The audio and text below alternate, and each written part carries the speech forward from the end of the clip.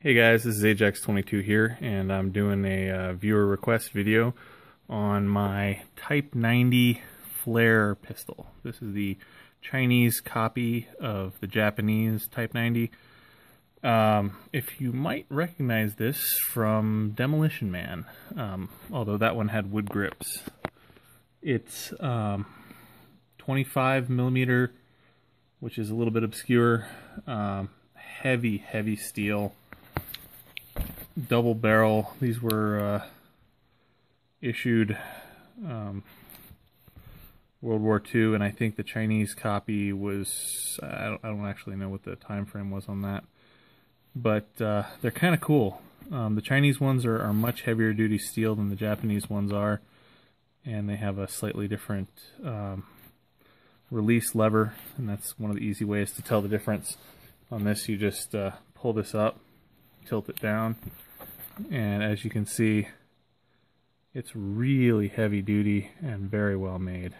A little bit more tooling marks than its Japanese counterpart, but they made up for it with the beefiness. Yeah, order of operations: pull that, break it down, you slip two of these in here, because these are absolutely ridiculous. Funny thing is I actually just had these kicking around and didn't know what they were, but thought they were going to be useful someday for some project somewhere. And when this pistol showed up, I was staring at them. I'm like, you know, those look like they're the right size. And sure enough, I had 5 of these extremely rare and hard to come by, very expensive shells, which I had no idea were the Chinese or Japanese flares. Yeah, very surprised. But yeah, you just snap that shut, and then you pull this lever. This lever actually cocks the firing pins, and then you use the selector lever. Center is safe, left indicates left barrel. Oh, you have the safety on, that's safety on, that's safety off. It fires. You can't just pull it, it doesn't automatically switch over. You have to manually index and then fire it again. So, well, one other thing is that this is actually mounted on a little bit of a spring, so that it has a slight shock absorbing effect. Yeah, very different. The Chinese model has a screw back here. It's one easy way to tell it apart, other than the crudeness in the little ejector. The tooling marks really aren't as prominent on the Japanese versions, but these are very heavy duty, and they just have good steel in them. I actually wouldn't hesitate to shoot real ammo through this. Even just, you know, reloading those with, I don't even know what size 25 equates to, but 8 gauge maybe. I wouldn't hesitate to shoot that in there. One interesting thing I saw was that because of the length of these, they actually are almost the the whole length of the chamber. So there is no barrel. It's all chamber. So it just comes flying out of there.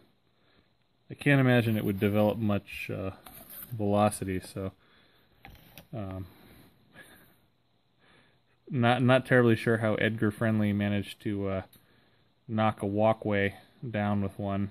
Or I mean, punching a hole in some sheet metal, doable, but anything beyond that would be a little optimistic out of this. I was contemplating doing an AOW out of this and then sleeving these to 12 gauge so that I could actually, you know, afford to shoot it on a regular basis.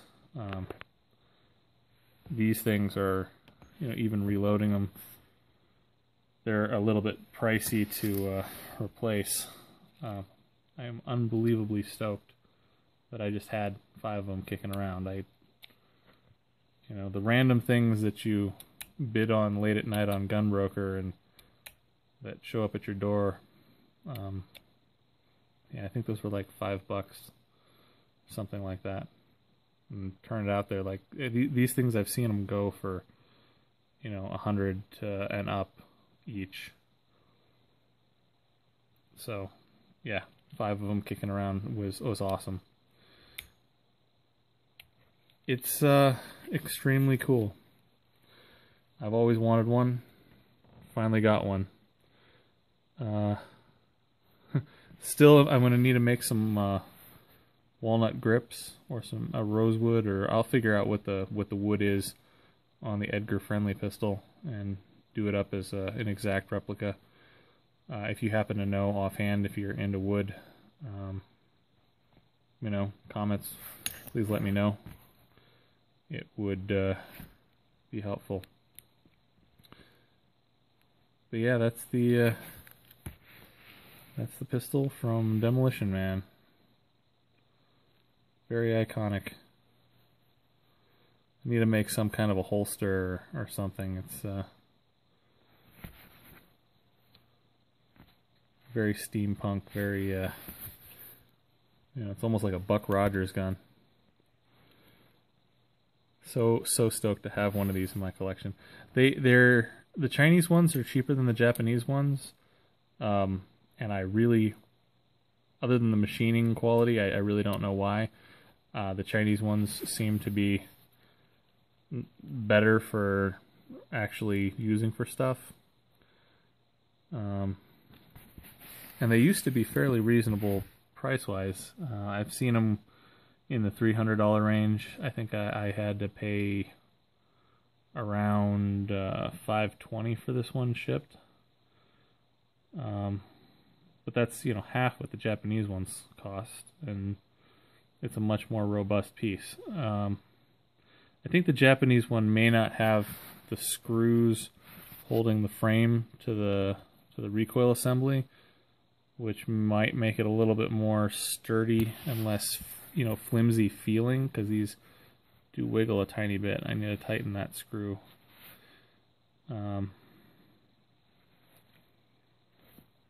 But yeah, it's a heck of a toy.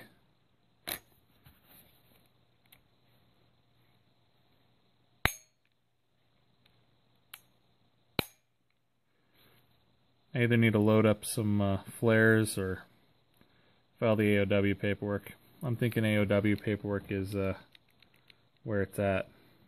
You know, worst case scenario, if I don't feel like dropping a 12 gauge sleeve in, or maybe a 10 gauge sleeve. Well, 12. If the whole point is to make it cheaper, 12 gauge. We could probably put some shot cups in these and load them up. Obviously, not going to do that until the proper paperwork is filed. But yeah, it is an awesome heavy piece of machinery. If you have an opportunity to pick one of these up and you don't, you're going to regret it, because this just needs to be in the collection. You gotta love how they drilled the extra 2 lightning holes in the hammer to save weight, or in the cocking lever to save weight, on something that's, you know, massively overbuilt. I mean, you could make this out of probably plastic with the wall thickness on these flares, and you know, the amount of, it's just a chamber. I mean, they make plastic flare guns. You don't need to make one that's, you know, a combat item. Yeah, it's so cool. Yep. Don't know what else to say about this. It's just such a neat piece. It's very hard not to just sit around and play with it all day. Yeah. Very cool. The one thing you'll notice is that the ejector, this pulls a central pin, which then also pulls in the little ejector dealy. So this either this has to be a very smooth fit. Like if you had a shell stick, you'd really have to jam a stick down the barrel and kick out the casing. Because if it sticks down, there's really nothing that keeps it, that forces it up manually. In fact, if you push it all the way forward, it'll actually retract in. Sorry, it's like that. See? So I'm guessing it kicks it out with its own spring pressure, and then retracts so you can pull it out with your fingers. But not something that I'd want to be reloading in a pressure situation, especially if it was sticky. Very cool. This particular one has a serial number of G-80-5077. So if you happen to know what that means, or any of these other symbols, let me know. Yeah. It's so crude and yet so well done. I mean,